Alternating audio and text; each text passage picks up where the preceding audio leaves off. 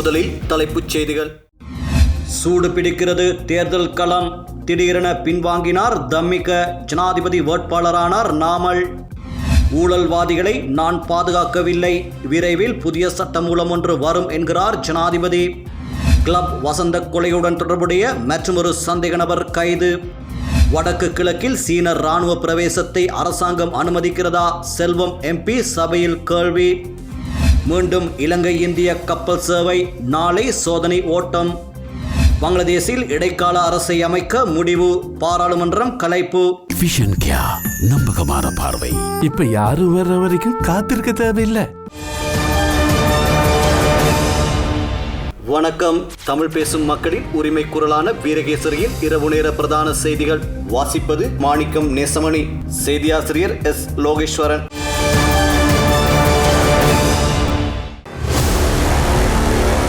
ஜனாதிபதி தேர்தல் களம் 2024. මේ සියලු කරුණු සැලකිල්ලට ගැනීමෙන් අනතුරුව ஸ்ரீலங்கா பொதுஜன பெரமுனவின் ஜனாதிபதி வேட்பாளராக பாராளுமன்ற உறுப்பினர் நாமல் ராஜபக்ஷ தெரிவு செய்யப்பட்டுள்ளார். நெலும் மாவட்டத்தில் அமைந்துள்ள பொதுஜன பெரமுனவின் தலைமை அலுவலகத்தில் இன்று காலை இடம்பெற்ற விசேட நிகழ்வின் போதே இந்த அறிவிப்பு விடுக்கப்பட்டது. ශ්‍රී ලංකා පොදුජන පෙරමුණ 2024 ජනාධිපතිවරණය සඳහා ශ්‍රී ලංකා පොදුජන පෙරමුණේ විජයග්‍රාහී ජනාධිපති අපේක්ෂකයා ලෙස ගරු නාමල් රාජපක්ෂ මැතිතුන්ව නම් කරන බව ගෞරවයෙන් ප්‍රකාශ කර සැලකර සිටිමි. දැන් බාර දෙනවා නාමල් රාජපක්ෂතුමාට. නාමල් රාජපක්ෂ මැතිතුමාට අනාගත ජනාධිපතිතුමාට තීන්දුව ප්‍රකාශයට පත් කෙරෙන මොහොත.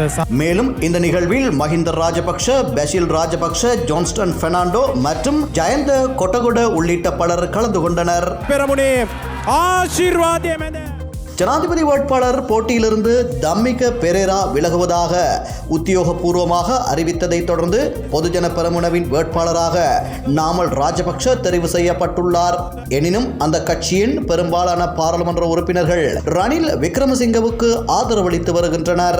இதேவேளை ரத்னபுரி, பொலனறுவை மற்றும் அம்பாறை உட்பட மேலும் சில மாவட்டங்களை பிரதிநிதித்துவப்படுத்தும் ஸ்ரீலங்கா பொதுஜன பெரமுனவின் பாராளுமன்ற உறுப்பினர்களும் ஜனாதிபதி ரணில் விக்ரமசிங்க ஆதரவளிக்க தீர்மானித்துள்ளதாக தெரிவிக்கப்படுகிறது. குறித்த பாராளுமன்ற உறுப்பினர்களுக்கும் ஜனாதிபதி ரணில் விக்ரமசிங்கவுக்கும் இடையில் நேற்று பேச்சுவார்த்தைகள் இடம்பெற்றன. கடந்த பொது தேர்தலில் பாராளுமன்றத்திற்கு தெரிவான ஸ்ரீலங்கா பொதுஜன பெரமுன உட்பட 9 கட்சிகளை சேர்ந்த 102 பாராளுமன்ற உறுப்பினர்கள் இதுவரையில் எதிர்வரும் ஜனாதிபதி தேர்தலில் ரணில் விக்ரமசிங்கவுக்கு ஆதரவு வழங்கும் தீர்மானத்தை வெளிப்படையாக அறிவித்துள்ளனர். இந்த 102 பேரில் 70 பேர் பொதுஜன பெரமுனவை சேர்ந்தவர்களாவர். மேலும் தமிழ் மக்கள் விடுதலை முன்னணி, தேசிய காங்கிரஸ், அகில இலங்கை மக்கள் காங்கிரஸ் மற்றும் இலங்கை தொழிலாளர் காங்கிரஸ் ஆகிய கட்சிகளும் ஜனாதிபதி ரணில் விக்ரமசிங்கவுக்கு ஆதரவளிக்க முன் வந்துள்ளனர். இதன் அடிப்படையில் இந்த கட்சிகளை பிரதிநிதித்துவப்படுத்தும் 13 பாராளுமன்ற உறுப்பினர்களின் ஆதரவு ஜனாதிபதி ரணில் விக்ரமசிங்கவுக்கு கிடைக்கப்பெறும் என தெரிவிக்கப்படுகிறது. இதேவேளை எதிர்வரும் ஜனாதிபதி தேர்தலில் எதிர்க்கட்சி தலைவர் சஜித் பிரேமதாசவிற்கு ஆதரவளிப்பதற்காக ஸ்ரீலங்கா சுதந்திர கட்சி தலைமையிலான ஐக்கிய மக்கள் சுதந்திர கூட்டமைப்பு இன்றைய தினம் ஐக்கிய மக்கள் கூட்டணியுடன் புரிந்துணர்வு ஒப்பந்தம் ஒன்றில் கைச்சாத்திட்டது. ஐக்கிய மக்கள் சக்தியின் தலைவர் சஜித் பிரேமதாச மற்றும் ஸ்ரீலங்கா சுதந்திர கட்சியின் பொதுச் செயலாளர் தயாஸ்ரீ ஜெயசேகர ஆகியோர் இந்த ஒப்பந்தத்தில் கைச்சாத்திட்டுள்ளனர்.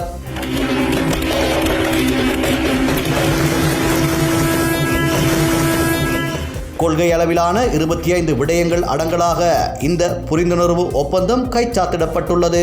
இதேவேளை நாளைய தினம் கொழும்பு சுகததாச உள்ளக அரங்கில் ஐக்கிய மக்கள் கூட்டணியுடன் புரிந்துணர்வு ஒப்பந்தத்திலும் இருதரப்பும் கையெழுத்திட உள்ளது.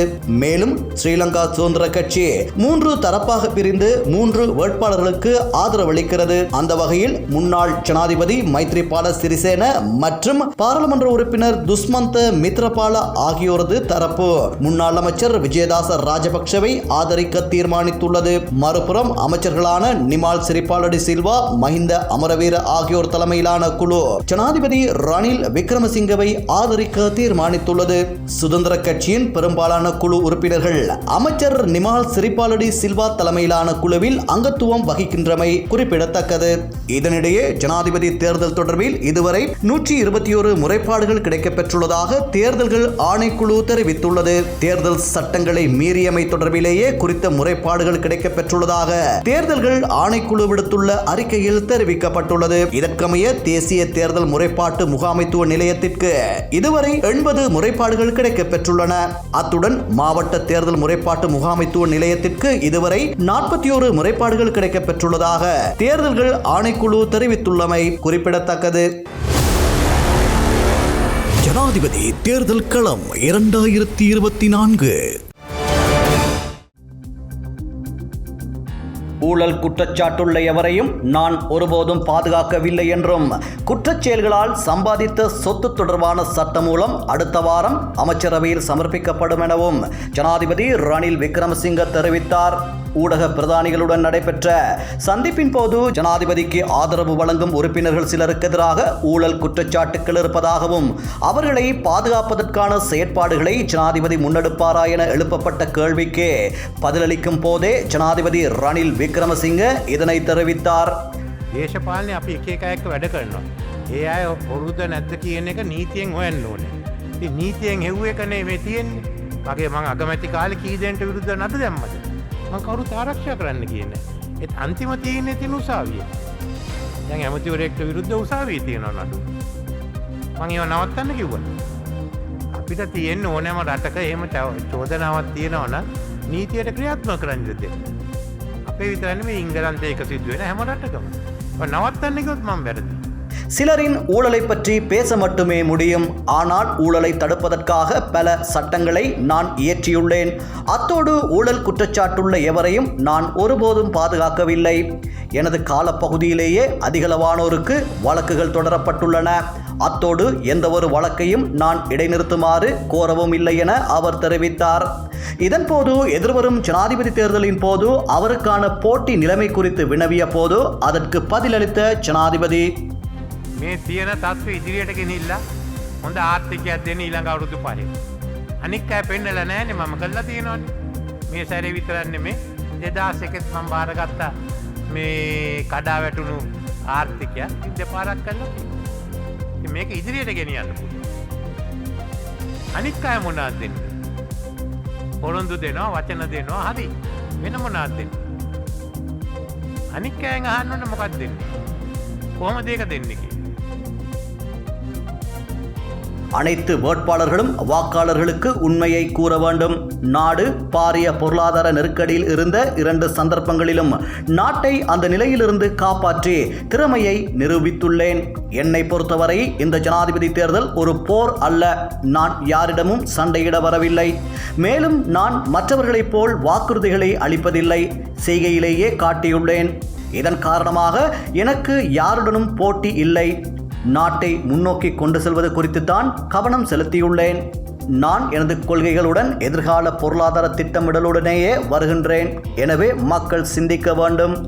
மேலும் இதன்போது சர்வதேச நாணய நிதியத்துடனான உடன்படிக்கை குறித்து கருத்து தெரிவித்த அவர், අපි ඇති කරලා තියෙන මේ ගිවිසුම් සියල්ලම IMF සංවිධානයත් අපිට ණය දෙන රටවල් OCC හා චීනය මේ එකක්වත් අපිට කඩන්න බෑ. මේ තියෙන ඉලක්ක බෙන්ච්මාර්ක්ස් මාරු කරන්න බෑ. ඒවා මාරු කරොත් අපිට මුදල් ලැබෙන්නේ නැහැ. சர்வதேச நாணய நிதியத்துடனோ அல்லது கடன் வழங்குனர்களுடனோ செய்து கொள்ளப்பட்ட உடன்படிக்கைகளில் எந்த அளவுகோலையும் மாற்ற முடியாது. அவ்வாறு செய்தால் இலங்கைக்கு கிடைக்கும் நிதியை இழக்க நேரிடும் என சுட்டிக்காட்டினார். இதேவேளை இந்த சந்திப்பின் போது பெருந்தோட்ட தொழிலாளர்களின் நாளாந்த சம்பளம் தொடர்பில் வெளியிடப்பட்ட வர்த்தமானி அறிவித்தல் மீள பெறப்பட்டுள்ள நிலையில் அந்த தொழிலாளர்களுக்கு 1700 ரூபாய் நாளாந்த சம்பளம் பெற்றுக் கொடுக்கப்படுமா என ஜனாதிபதியிடம் கேட்கப்பட்டது. அதற்கு பதிலளித்த அவர், ඇත්ත වශයෙන්ම මම පොරොන්දුනේ නෑ අපේ කම්කරු අමාත්‍යංශයේ මණ්ඩලයක ඒ මුදල් ටික ඒ ගාන වෙන් කරා. ඒ පාර සමහර සමාගම් උසාවියට ගියා. දැන් මං හිතන්නේ සමාගම් කම්කරු ඇමතුමා එක්ක සාකච්ඡා කරා. මගේ ස්ථාවරේ නම් මේ පරණ වතුකරේ ගැන මට කියන්න යන්න එපා. මං ඒක පිළිගන්නේ නෑ. අද ලංකාවේ තියෙන ඇග්‍රෝ බිස්නස් සමහර සමාගම් වලට ගෙවන්න පුළුවන් නම් අනික් අයට බැරි නෑ. එකම දේ තියෙන බැරි සමාගම් වලින් ඉඩම් ටික අරගෙන පුළුවන් සමාගම් වලට දෙන්න. මේ රටේ මේ වතුකරේ මේ ජනතාවට දෙන්න ඕන. நான் 1700 ரூபாவை வழங்குவதாக வாக்குறுதி வழங்கவில்லை. தொழில் அமைச்சும் சம்பள நிர்ணய சபையும் இணைந்து 1700 ரூபாய் வழங்க வேண்டும் என ஆவணப்படுத்தியிருந்தன. இதில் எனது நிலைப்பாடு அந்த மக்களின் வாழ்வாதாரம் மேம்பட வேண்டும் என்பதே ஆகும். 1700 ரூபாய் என்ற சம்பளத்தை வழங்க சில நிறுவனங்கள் முன்வந்துள்ளன. ஆனால் சில நிறுவனங்கள் அதனை எதிர்த்து நீதிமன்றம் சென்றன. இதில் குறிப்பிட்ட சம்பளத்தை வழங்க முடியாத நிறுவனங்களிடமிருந்து தோட்டங்களை மீளப்பெற்று சம்பளத்தை வழங்கக்கூடிய இயலுமை உள்ள நிறுவனங்களிடம் தோட்டங்களை வழங்க வேண்டும் என அவர் தெரிவித்தார்.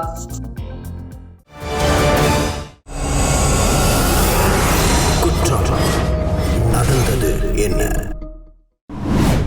அத்துருகிரியில் இடம்பெற்ற இரட்டை கொலை சம்பவத்துடன் தொடர்புடைய சந்தேக நபர் ஒருவர் மேல் மாகாண தெற்கு குற்றத்தடுப்பு பிரிவினரால் கைது செய்யப்பட்டுள்ளார். கடந்த ஜூலை மாதம் 8ஆம் தேதி அத்துருகிரிய போலீஸ் பிரிவில் கிளப் வசந்த உள்ளிட்ட இருவரை கொன்று 4 பேர் காயமடைந்த சம்பவம் தொடர்பில் சந்தேக நபர் கைது செய்யப்பட்டுள்ளதாக போலீசார் குறிப்பிட்டுள்ளனர். இதன்படி கொலைக்கு ஆதரவளித்த சந்தேக நபர் நேற்று தெற்கு அதிவேக வீதியின் சேவா சதுக்கத்தில் வைத்து கைது செய்யப்பட்டு அத்துருகிரிய போலீஸ் நிலையத்துக்கு அழைத்துச் செல்லப்பட்டுள்ளார்.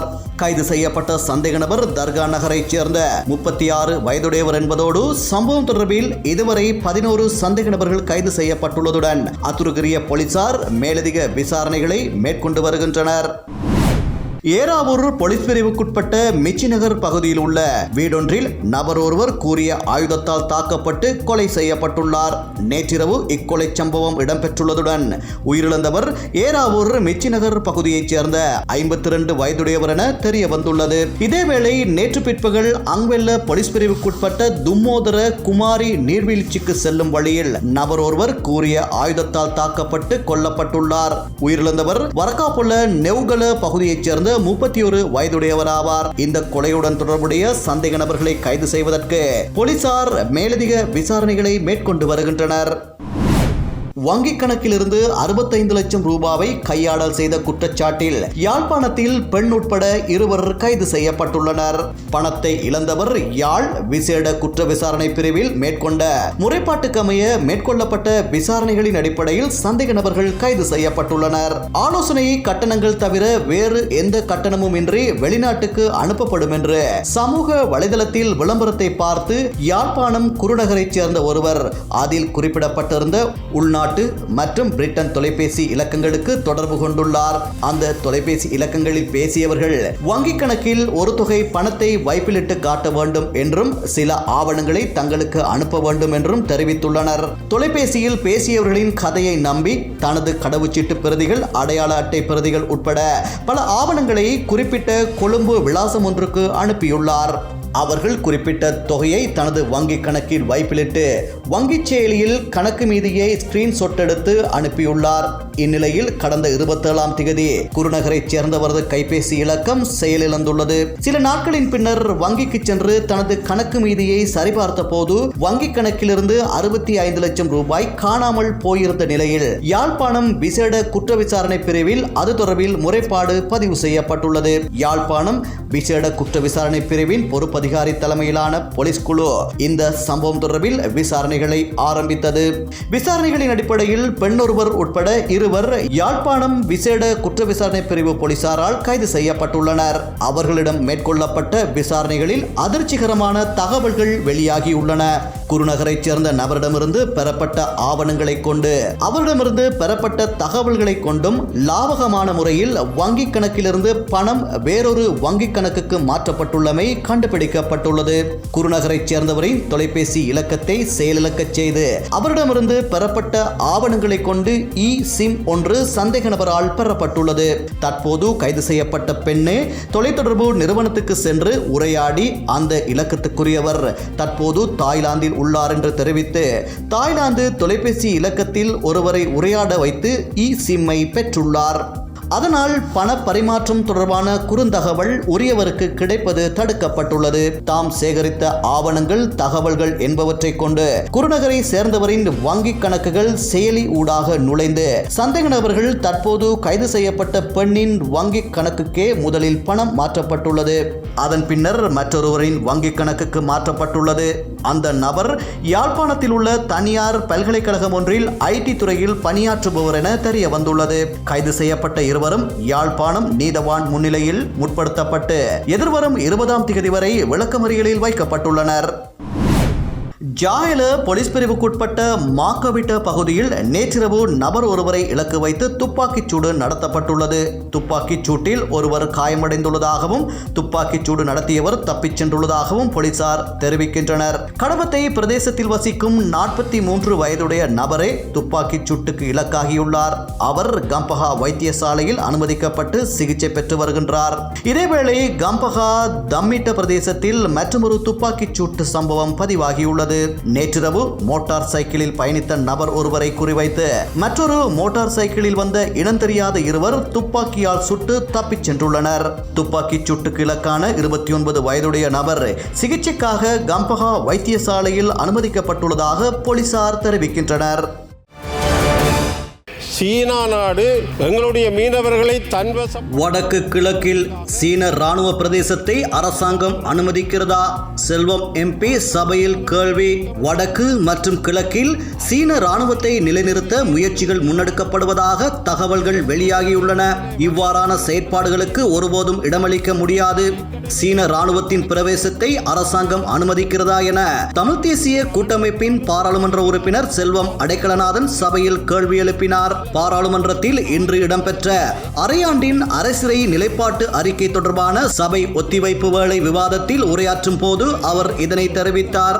ஏற்கனவே எங்களுடைய வடக்கு கிழக்கிலே தமிழ் பேசும் மக்கள் இந்த இராணுவத்தாலும் முப்படைகளாலும் பட்ட அனுபவங்கள் இன்றைக்கும் பல நூற்றுக்கணக்கான ஆயிரக்கணக்கான ஏக்கர்களை கைப்பற்றிக் கொண்டு ஏதோ போருக்கு தயாரான நிலையிலே இருப்பது போன்ற ஒரு விடயத்தை இலங்கை இராணுவம் முப்படைகளும் கொண்டிருக்கின்ற அதே நேரத்தில் எங்களுடைய மக்கள் இந்த போர் துப்பாக்கி சத்தம் இல்லையே ஒழிய ஆனால் ஒரு போர் சூழலுக்குள் தான் இருந்து கொண்டு இருக்கிறார்கள் என்பதை பல வழிகளிலே நாங்கள் வெளிக்கொணர்ந்திருக்கிறோம். அந்த வகையிலே திணைக்களங்கள் நிலங்களை அபகரிக்கின்ற மிக மோசமாக முல்லைத்தீவு அபகரிக்கின்ற அந்த முல்லைத்தீவு மக்கள் வாழுகின்ற பூர்வீகத்தை இல்லாதொருக்கின்ற ஒரு செயல்பாட்டை மிக மோசமாக செய்து வருகிறார். ஆகவே இந்த நடவடிக்கை எல்லாம் எங்களுடைய தேசத்திலே பூர்வீகத்தை ஒழிக்க வேண்டும், வரலாற்றை சிதைக்க வேண்டும் என்ற அடிப்படையிலே தான் செயற்பாடுகள் நடந்து கொண்டிருக்கிறது. ஒரு காலத்திலே தமிழர்கள் பூர்வீகமாக வடக்கு கிழக்கிலே வாழ்ந்தார்கள் என்ற நிலை இல்லாமல் போய் அத்தனை இனங்களும் இந்த வடக்கு கிழக்கிலே வாழ்ந்தார்கள் என்று சொல்லுகின்ற ஒரு வரலாற்றை புதுப்பிக்கின்ற ஒரு நிலைப்பாட்டை தான் இன்றைக்கு காணக்கூடியதாக இருக்கும். இப்படியான முப்படைகளினுடைய ஆக்கிரமிப்பை கொண்டிருக்கின்ற எங்களுடைய வடக்கு கிழக்கிலே இன்றைக்கு புதிதாக சீனாவினுடைய ராணுவம் வர இருக்கிறதா? எதற்கு என்று தெரியவில்லை. ஆனால் இதற்கு அரசாங்கம் அனுமதிக்கிறதா? எங்களை பொறுத்த மட்டிலே இந்த விடயங்களை நாங்கள் எதிர்க்கிறோம். இந்த விடயங்களை நாங்கள் ஒரு காலம் அனுமதிக்க முடியாது. எங்களுடைய மீனவர்களை சீனா தன்வசப்படுத்துகின்ற சூழலை ஒரு காலம் ஏற்றுக்கொள்ள முடியாது என்பதை இங்கே நான் கூறிக்கொள்ள விரும்புகின்றேன்.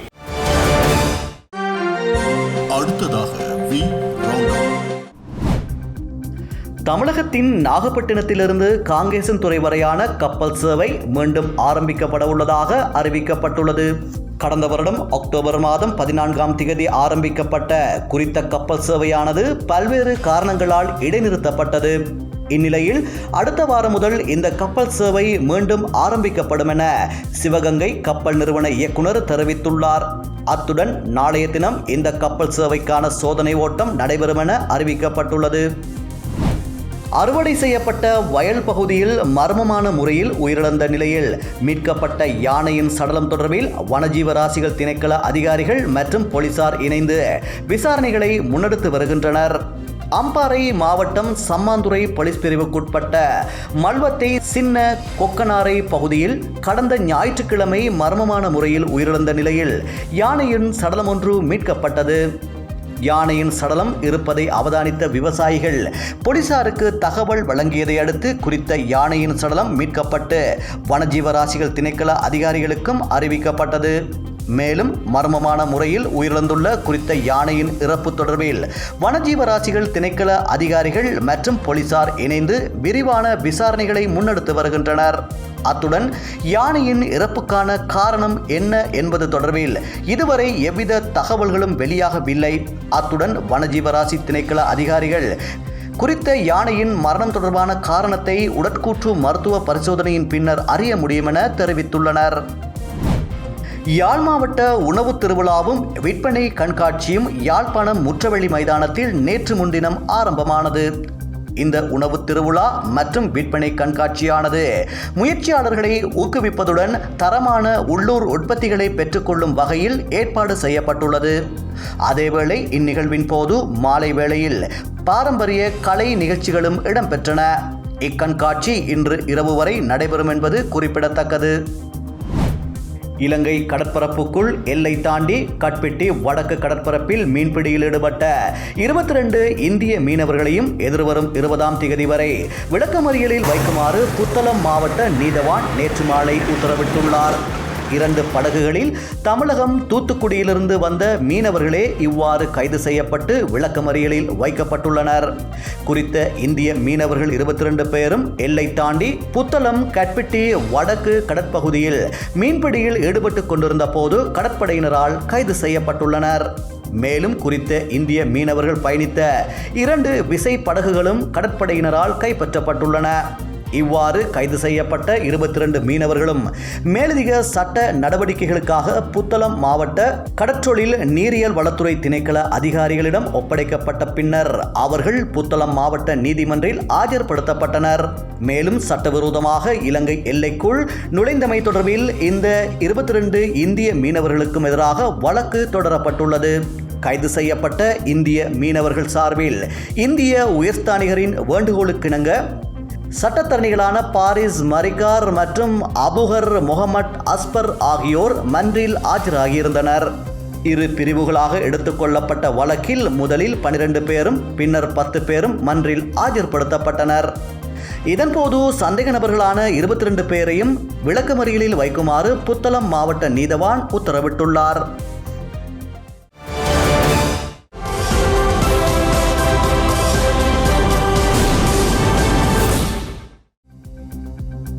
மேல் சபரகமுவ மற்றும் வடமேல் மாகாணங்களிலும் கண்டி, நுவரெலியா, காலி மற்றும் மாத்தறை ஆகிய மாவட்டங்களிலும் பல தடவைகள் மழை பெய்யும் என எதிர்பார்க்கப்படுகிறது. நாட்டின் ஏனைய பிரதேசங்களில் பல இடங்களில் மாலையில் அல்லது இரவில் மழையோ அல்லது இடியுடன் கூடிய மழையோ பெய்யக்கூடிய சாத்தியம் காணப்படுகிறது. இந்த பிரதேசங்களில் சில இடங்களில் 50 மில்லிமீட்டருக்கும் அதிகளவான ஓரளவு பலத்த மழைவீழ்ச்சி எதிர்பார்க்கப்படுகிறது. இடியுடன் கூடிய மழை பெய்யும் வேளைகளில் அப்பிரதேசங்களில் தற்காலிகமாக பலத்த காற்றும் வீசக்கூடும். மின்னல் தாக்கங்களினால் ஏற்படக்கூடிய பாதிப்புகளை குறைத்துக் கொள்ள தேவையான முன்னெச்சரிக்கை நடவடிக்கைகளை எடுத்துக்கொள்ளுமாறு பொதுமக்கள் அறிவுறுத்தப்படுகிறார்கள். ஜனாதிபதி வேட்பாளர்களிடம் கேளுங்கள். ஜனாதிபதி தேர்தல் விரைவில் நடைபெறவுள்ளது. வேட்பாளர்கள் தெளிவுபடுத்த வேண்டிய பல விடயங்கள் உள்ளன. தமிழ் பேசும் சமூகங்களுக்கு கரிசனைக்குரிய பல விடயங்கள் உள்ளன. அவை குறித்து உங்களிடம் பல்வேறு கேள்விகள் இருக்கலாம். அவற்றை எங்களுக்கு தெரியப்படுத்துமாறு கேட்டுக்கொள்கிறோம். பெறப்பட்ட அனைத்து கேள்விகளையும் தொகுத்து அவற்றை முறையாக வேட்பாளர்களிடம் முன்வைப்போம். அவர்கள் அளிக்கும் பதில்களை நாம் உங்களுக்கு தெரியப்படுத்துவோம். உங்கள் கேள்விகளை 50 சொற்களுக்குள் மட்டுப்படுத்தி Ask Candidates 2024@veerakesari.lk எனும் மின்னஞ்சல் முகவரிக்கோ அல்லது 07760297677 எனும் வாட்ஸ்அப் இலக்கத்திற்கோ அனுப்ப முடியும். அல்லது கடிதம் மூலமாக ஜனாதிபதி வேட்பாளர்களிடம் கேளுங்கள் எனும் தலைப்பிட்டு பிரதம ஆசிரியர் வீரகேசரி, தபால் பெட்டி இலக்கம் 160 கொழும்பு என்ற முகவரிக்கு அனுப்பவும். உங்கள் கேள்விகள் மற்றும் பிரச்சனைகளை எதிர்வரும் 31ஆம் தேதிக்கு முன்னர் எங்களுக்கு அனுப்பி வையுங்கள்.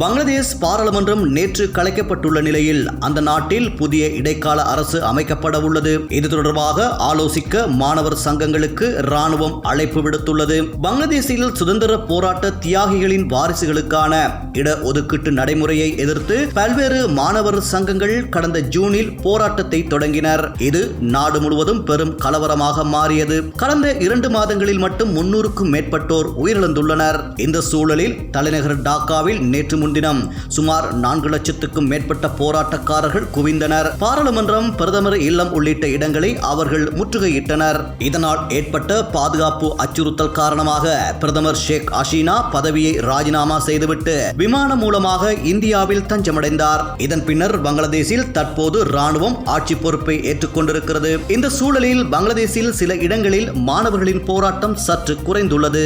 பல நாட்கள் அமுலில் இருந்த ஊரடங்கு உத்தரவும் வாபஸ் பெறப்பட்டிருக்கிறது.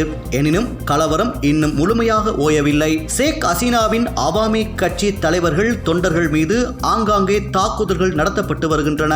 ஜேசோர் பகுதியில் அவாமி லீக் தலைவர்கள், தொண்டர்கள் தங்கியிருந்த விடுதிக்கு போராட்டக்காரர்கள் நேற்று முன்தினம் தீ வைத்தனர். இதில் 24 பேர் உயிரிழந்துள்ளனர். டாக்காவில் அவாமி லீக்கை சேர்ந்த 2 எம்பிக்களின் வீடுகளுக்கு நேற்று தீ வைக்கப்பட்டது. பல்வேறு பகுதிகளில் இந்துக்கள் மீது தாக்குதல் நடத்தப்பட்டு அவர்களது வீடுகளும் சூறையாடப்பட்டுள்ளன. மாணவர் போராட்டத்தின் போது பாதுகாப்பு படையினர் தடியடி, துப்பாக்கிச் சூடு உள்ளிட்ட கடுமையான நடவடிக்கைகளை எடுத்தனர். இதன் காரணமாக பங்களாதேஷ் முழுவதும் போலீஸ் நிலையங்கள் மீது தாக்குதல் நடத்தப்பட்டு வருகிறது. மேலும் அந்நாட்டு தொலைத்தொடர்புத்துறை அமைச்சராக பதவி வகித்த ஜூனைத் அகமது பாலக் இந்தியா செல்வதற்காக நேற்று டாக்காவில் உள்ள விமான நிலையத்துக்கு சென்ற போது அவரை பாதுகாப்பு படையினர் கைது செய்துள்ளனர். மேலும் பல அமைச்சர்கள் வீட்டு காவலில் வைக்கப்பட்டுள்ளனர். இந்நிலையில் அந்நாட்டு ஜனாதிபதி சஹாபுதீன் நேற்று பல்வேறு கட்சிகளின் தலைவர்களுடனும் பின்னர் முப்படை தளபதிகளுடனும் ஆலோசனை நடத்தினார். இதன் அடிப்படையில் நேற்று பிற்பகல் 3 மணிக்கு பாராளுமன்றத்தை கலைக்க உத்தரவிட்டார். அத்தோடு பங்களாதேஷ் உளவுத்துறை தலைவர் ஜி அல் ஹசன் பதவி நீக்கம் செய்யப்பட்டுள்ளார். முன்னாள் பிரதமர் ஷேக் ஹசீனாவுக்கு ஆதரவான தளபதிகளும் பதவி நீக்கம் செய்யப்பட்டுள்ளனர். பங்களாதேஷ் வெளியுறவுத்துறை பொறுப்பை லெப்டினன்ட் ஜெனரல் முகமது ஏற்றுள்ளார். பல்வேறு முக்கிய லாக்காக்கள் ராணுவ தளபதிகளிடம் ஒப்படைக்கப்பட்டுள்ளன. டாக்கா சர்வதேச விமான நிலையம் உட்பட நாடு முழுவதும் உள்ள விமான நிலையங்களில் துணை ராணுவ படைகள் பாதுகாப்பு பணியில் ஈடுபடுத்தப்பட்டுள்ளனர். மேலும் அவாமி லீக் கட்சி தவிர்ந்த இதர கட்சிகளின் பிரதிநிதிகள் அடங்கிய புதிய இடைக்கால அரசு அமைக்கப்படும் என்று ராணுவ தளபதி வாக்கர் உஸ் ஜமான் அறிவித்துள்ளார். புதிய இடைக்கால அரசை அமைப்பது குறித்து ஆலோசிக்க மாணவர் சங்கங்களின் பிரதிநிதிகள் அரசியல் கட்சிகளின் தலைவர்களுக்கு அழைப்பு விடுத்துள்ளனர். இடைக்கால அரசின் தலைமை ஆலோசகராக பதவியேற்குமாறு பொருளாதாரத்துக்கான நோபல் பரிசு பெற்ற முகமது யூனுஸுக்கு மாணவர் சங்கங்களின் தலைவர்கள் அழைப்பு விடுத்துள்ளனர். இதற்கிடையே இடைக்கால அரசு அமைப்பது தொடர்பாக மாணவர் சங்கங்களை சேர்ந்த 13 பிரதிநிதிகள் நேற்றிரவு ஜனாதிபதி முகமது சஹாபுதீனை சந்தித்து பேசியுள்ள நிலையில் அங்கு ஓரிரு நாட்களில் நிலைமை கட்டுப்பாட்டிற்குள் வரும் என சர்வதேச ஊடகங்கள் தகவல் பகிர்ந்துள்ளன. இஸ்ரேல் மீது ஹிஸ்புல்லா அமைப்பு நடத்திய ட்ரோன் தாக்குதல் தொடர்பான வீடியோ காட்சிகள் வெளியாகியுள்ளன. இஸ்ரேல் பாலஸ்தீனத்தின் இடையிலான போர் நடவடிக்கையின் ஒரு பகுதியாக ஈரானில் ஹமாஸ் அமைப்பின் தலைவர் இஸ்மாயில் அனியேவை இஸ்ரேலிய ராணுவம் கொலை செய்தது. மேலும் அதற்கு சற்று முன்னதாக பெய்ரூட்டில் லெபனானின் ஈரான் ஆதரவு போராளி குழுவின் தளபதியையும் இஸ்ரேலிய படைகள் கொலை செய்தது. இஸ்ரேலின் இந்த செயலுக்கு தக்க பதிலடி கொடுக்கப்படும் என ஈரான் எச்சரித்துள்ள நிலையில் ஈரானுக்கு ஆதரவாக லெபனானின் ஹிஸ்புல்லா அமைப்பு களமிறங்கியுள்ளது. இந்நிலையில் 20 கிலோமீட்டர் இஸ்ரேலின் உள்பகுதி வரை புகுந்து லெபனானின் ஹிஸ்புல்லா அமைப்பு ட்ரோன் தாக்குதல் நடத்தியுள்ளது. இது தொடர்பான வீடியோ ஆதாரங்களை இஸ்ரேல் உள்ளூர் தொலைக்காட்சிகள் வெளியிட்டுள்ளன. அதில் ட்ரோன்கள் மக்கள் குடியிருப்பு பகுதிக்கு அருகே விழுந்து நொறுங்குவது பதிவாகியுள்ளது. இந்த தாக்குதல் இஸ்ரேலிய படைகளின் இருப்பிடத்தை குறிவைத்து நடத்தியதாக ஹிஸ்புல்லா அமைப்பு தெரிவித்துள்ளது. பிரித்தானியாவில் ஏற்பட்டுள்ள கலவரங்களை கட்டுப்படுத்த 6000 சிறப்பு போலீசாரை தயார் நிலைப்படுத்தி அந்நாட்டு அரசு களமிறக்கியுள்ளது. பிரித்தானியாவின் சவுத்போர்ட் பகுதியில் நடந்த கொடூர சம்பவத்தில் 3 குழந்தைகள் கொல்லப்பட்டதைத் தொடர்ந்து நாடு முழுவதும் கலவரம் வெடித்தது. பிரித்தானிய நகரங்களில் நேற்று மேலும் ஒரு இரவு கலவரங்களுக்கு மத்தியில் கடந்த நிலையில் தீவிர வலதுசாரிகளின் கலவரங்களை கட்டுப்படுத்த 6000 சிறப்பு போலீசாரை தயார் நிலையில் அந்நாட்டு அரசு வைத்துள்ளது. அத்துடன் கலவரக்காரர்களை அடைப்பதற்காக 500 சிறைச்சாலை இருப்பிடங்களை கூடுதலாக விடுவித்திருப்பதாக பிரித்தானிய நீதியமைச்சர் தெரிவித்துள்ளமை குறிப்பிடத்தக்கது. இன்றைய நாணய மாற்று விகிதம்